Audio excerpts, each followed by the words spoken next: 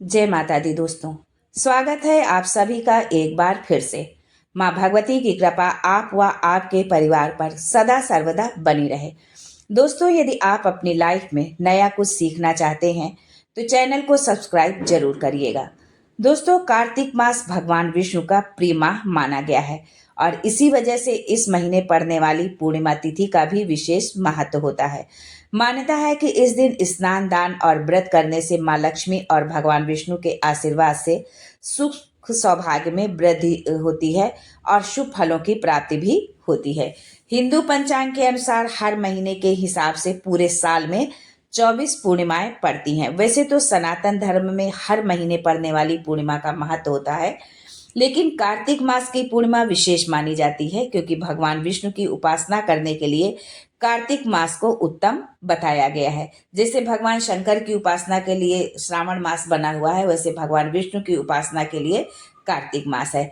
मान्यता है कि इस दिन पवित्र नदी में स्नान करने से बड़े बड़े यज्ञों को करने के बराबर फल की प्राप्ति होती है। साथ ही इस दिन दान करने का भी काफी महत्व माना गया है। मान्यता है कि कार्तिक पूर्णिमा के दिन धर्म कर्म के कार्य करने पर विशेष फल की प्राप्ति होती है और दान पुण्य करने से सुख सौभाग्य बढ़ता है। तो चलिए जानते हैं आज के वीडियो में कि देव दिवाली कब मनाई जाएगी, कार्तिक पूर्णिमा की सही डेट क्या है, स्नान दान का शुभ मुहूर्त क्या होगा, कार्तिक पूर्णिमा का महत्व क्या है, पूर्णिमा दान में पूर्णिमा के दिन हम क्या दान करें और किन गलतियों को करने से बचें।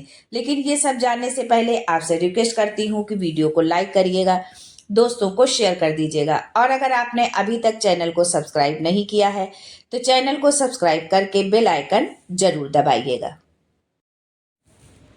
दोस्तों, पंचांग के अनुसार कार्तिक पूर्णिमा 26 नवंबर 2023 को दोपहर 3:53 से शुरू होगी और अगले दिन 27 नवंबर 2023 को दोपहर 2:45 पर इसका समापन होगा।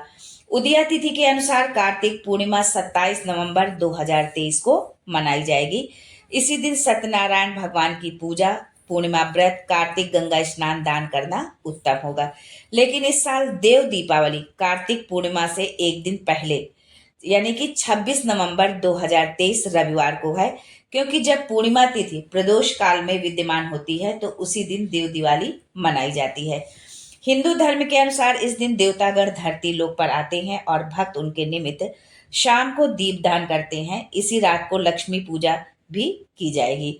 जो जातक किसी कारणवश दीपावली में लक्ष्मी पूजन से वंचित रह गए हैं, वो इस दिन विधिवत लक्ष्मी पूजन कर सकते हैं। माता लक्ष्मी के साथ उन्हें 33 कोटि देवी देवताओं का आशीर्वाद मिलेगा। अब आगे हम जानते हैं मुहूर्त के बारे में। पूर्णिमा का स्नान का जो शुभ समय होगा वो है सुबह 5:05 से 5:58 तक ये समय रहेगा 27 नवंबर को। यदि आप सत्यनारायण की कथा और व्रत करना चाहते हैं या करते हैं तो इसका शुभ समय होगा 9:30 से सुबह 10:49 तक 27 नवंबर को। पूर्णिमा को चंद्रमा का पूजन किया जाता है, अर्घ दिया जाता है। यदि आपने पूर्णिमा का व्रत रखा है तो अर्घ जरूर दे। चंद्रमा पूजन का शुभ समय है शाम को 4:29 पर जो है और ये है 26 नवंबर को, यानी कि 26 नवंबर को चंद्रमा पूजन का जो शुभ समय होगा वो 4:29 को है। लक्ष्मी पूजन का शुभ मुहूर्त 26 नवंबर रात 11:41 पर और 27 नवंबर को 2023 को 27 नवंबर को प्रातः 12:35 पर है। दोस्तों, कार्तिक पूर्णिमा में स्नान का विशेष महत्व है। धार्मिक मान्यता के अनुसार कार्तिक पूर्णिमा पर गंगा नदी में स्नान करने से 1000 बार गंगा स्नान करने के समान फल मिलता है और एक अश्वमेध यज्ञ के बराबर फल की प्राप्ति होती है। व्यक्ति के जन्म जन्मांतर के पाप धुल जाते हैं, उसे आरोग्य की प्राप्ति होती है। इस दिन यदि आप गंगा किनारे अन्न, धन, वस्त्र, गर्म कपड़े का दान करते हैं तो माँ लक्ष्मी बहुत प्रसन्न होती हैं और वो 7 पुस्तों तक आपके घर में निवास करती हैं। लेकिन यदि आप किसी कारणवश गंगा स्नान नहीं कर पा रहे हैं तो आप घर पर ही एक पात्र में पहले गंगा जल डाल लें, फिर उसमें पानी भर लें और माँ गंगा का स्मरण करते हुए जो है स्नान करें, हर हर गंगे का उच्चारण करते हुए। इस तरह स्नान करने से भी आपको अक्षय पुण्य की प्राप्ति होगी। आखिर इस दिन देव दिवाली क्यों मनाते हैं? दोस्तों, देव दीपावली अधर्म पर धर्म की जीत का प्रतीक है। मान्यता अनुसार कार्तिक पूर्णिमा तिथि पर भगवान शिव ने त्रिपुरासुर नामक राक्षस का वध किया था।